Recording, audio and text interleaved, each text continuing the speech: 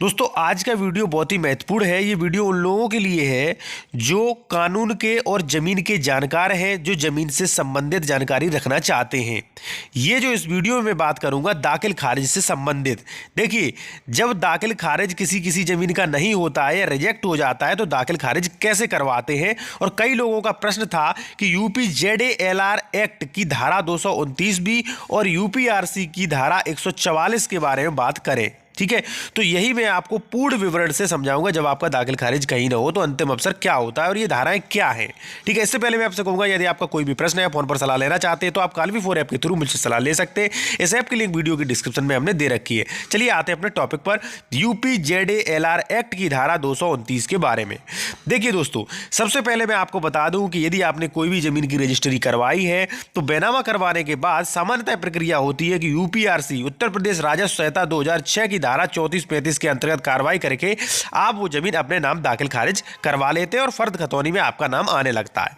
Suppose that, ठीक है, ये 34-35 तो है जब मान लीजिए आपने बैनामा कराया और आपने तुरंत जो है दाखिल खारिज करवा लिया या 1-2 वर्ष बाद जो है दाखिल खारिज करवा लिया। ठीक है, तो 34-35 के अधीन दाखिल खारिज हो जाएगा।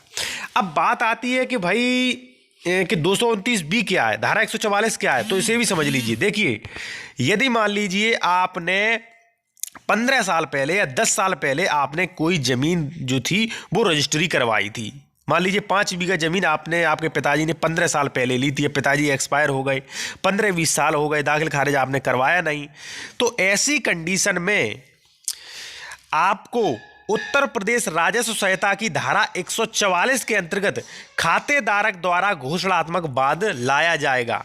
जो कोई व्यक्ति किसी भी भूमि पर, किसी जोत पर, उसके भाग पर जो अपना भूमिधर होने का दावा करता है, ऐसी जोत पर वह घोषणात्मक वाद ला सकता है। घोषणात्मक वाद किसके अकॉर्डिंग लाएगा? उत्तर प्रदेश राजस्व संहिता की धारा 144 के अधीन ला सकता है।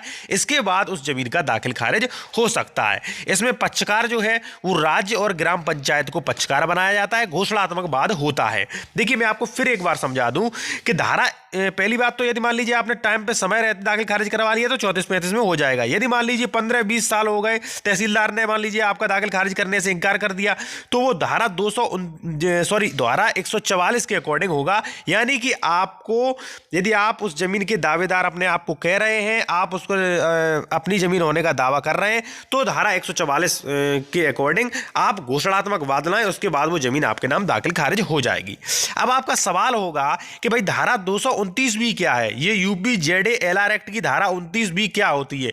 तो देखिए, पहले जो उत्तर प्रदेश जमींदारी उन्मूलन एवं लैंड रेवेन्यू एक्ट यानी कि यूपीजेडएलआर एक्ट जो है, धारा 229 बी जो थी उसमें घोषणात्मक वाद की प्रक्रिया थी। लेकिन अब कौन सी अधिनियम बन गया है? अब अधिनियम बन गया है उत्तर प्रदेश राजस्व संहिता।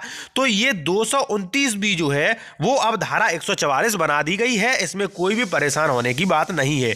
जो 229 बी होती है, मैं आपको फिर समझा दूं, 229 बी जो होती है वो होती है घोषणात्मक वाद लाना। ठीक है, अब लैंड रेवेन्यू एक्ट तो खत्म कर दी गई है क्योंकि अब जो भी कार्य होते हैं वो होते हैं उत्तर प्रदेश राजस्व संहिता यूपीआरसी के थ्रू। तो ये धारा 229 बी जो थी पहले थी वो धारा 144 में परिवर्तित कर दी गई है। अब आपका कोई भी कंफ्यूज नहीं, ये जो होता है ये होता है घोषणात्मक वाद लाना। ठीक है, जब दाखिल खारिज धारा 33-34 में नहीं होता तब घोषणात्मक वाद लाना पड़ता है। यदि आपका कोई प्रश्न है तो मुझे आप कमेंट में कर सकते हैं, कालमी4 ऐप से बात कर सकते हैं। वीडियो अच्छा लगा वीडियो लाइक करें और लोगों में जरूर शेयर करें।